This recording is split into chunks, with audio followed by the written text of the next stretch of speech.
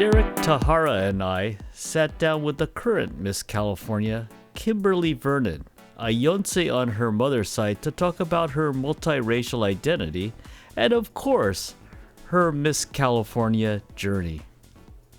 So I grew up in a very multiracial household. I'm half Japanese and half Belizean. My mom's Japanese, my dad's Belizean. And my older sisters are half Japanese, half Irish. And funny enough, when I was growing up, I was primarily babysat and raised by their grandmother, or also my grandmother, my grandma Mary. And she is a unicorn. She is someone who can really make you feel like the most special person in the world.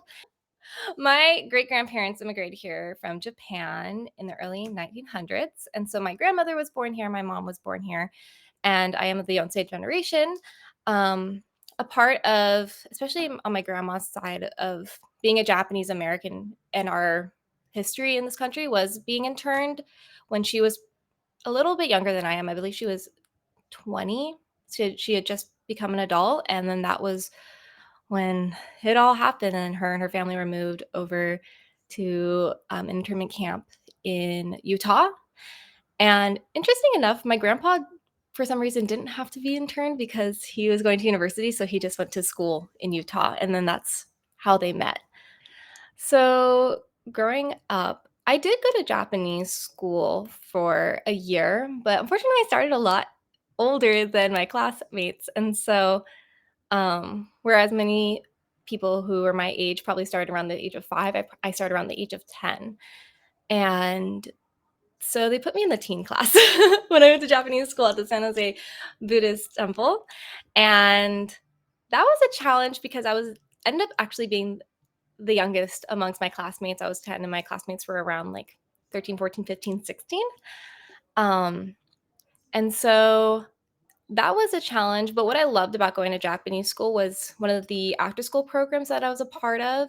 It was a dance group, and I remember performing at the Obon in San Jose and at the Obon in San Francisco, and really loving that part of Japanese school. Even though I didn't have many friends at the time, I still was able to like connect with the culture and connect with people in other classes through the after school program. I would say that one of, at least when I was younger, one of the challenges that I faced was that a lot of my immediate family members, we all didn't look the same. And so people would sometimes question that. I remember, again, I was in line for ice cream in elementary school with my grandma Mary, and I was probably in first or second grade. And one of my class members looked at me and looked at my grandma and said, "Who is that?" And kind of having to be defensive in a way and be like, "That's my grandma." And they're like, "Well, why doesn't she look like you?" Or like, "Why is she white and why are you brown?" And having to defend my, like, who I was and who I came from in a way at a really young age, I think was one of the first things I noticed. Also, my mom has a Japanese last name. I have a more English last name because I have my dad's last name, which is Vernon, and my older sisters have a different last name. And so feeling somewhat disconnected as a family because our last names weren't the same, but still being so close knit with one another was a challenge that I experienced. And then along with the fact that I was a lot darker than my siblings, I remember when I was really young, my sisters who are a lot paler than me, I remember them buying papaya soap. They're like, "Oh, well, you're so tan, like maybe you should use this." And for those who don't know, like papaya soap is often used in some Asian countries to lighten skin. I remember using that when I was probably like 11. So growing up in this multiracial household really did help me see the world in a different way. And even if we don't look the same, we can all love the same. And that's something I carry with me as Miss California because I do represent such a diverse state.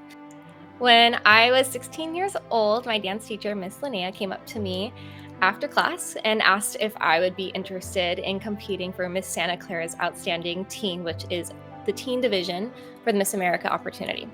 And initially, I was not sure if it was for me. My mom and I had watched Toddlers and Tiaras. We weren't sure if pageants were something that I should participate in. But there are a lot of misconceptions about pageants, especially because of, shows like Toddlers and Tiaras. And Linnea let me know that, you could win hundreds, if not thousands of dollars in scholarships. You have the opportunity to perform. You're already really involved in your community and your school. Why not just, try it for fun? And so that's what I ended up doing. I went in, I told the judges I wasn't there to win a title, and I had such a fun experience competing for the first time as a 16-year-old. I won the talent award for the teen division. I was performing ballet on point.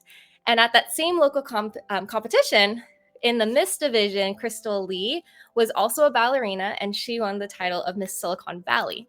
And then she went on to win Miss California and then be first runner-up in Miss America. And watching her go from that local stage to then being first runner-up in Miss America was so inspiring for me as a 16-year-old who also was Asian American, who also did ballet. And so it took me 7 years to get back on the Miss America stage. And I competed again when how old was I?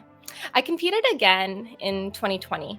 So that was when I won Miss Santa Clara County. And I competed for 4 years at Miss California until I won this past year. And I won our 100th anniversary celebration. So that was really exciting. I watched Crystal Lee go from the same local stage that I competed on to then being first runner-up at Miss America. And the final two that year were Crystal Lee, so a Chinese American woman, and Yanda Valori, an Indian American woman, being the final two. And that was the first time ever in history that happened, that we had two Asian American women holding hands at that final moment. And that really planted the seed of inspiration for me of wanting to be a Miss California and be on that stage and inspire the next generation like Crystal had for me. And it really, I would say that in some ways, Miss America is representative of the American dream. And that doesn't matter who you are, it doesn't matter where you come from, anyone, no matter your background. If you work hard enough, if you have a dream and you chase it and you go for it, you could be on that stage. And so that's what I'm hoping to do this upcoming January when I compete for Miss America. We wish Kimberly all the good luck and fortune at the Miss America pageant starting at the end of this year. Please wish her luck as well. This is Greg Gloria for Derek Tahara for the Nichibei Cafe.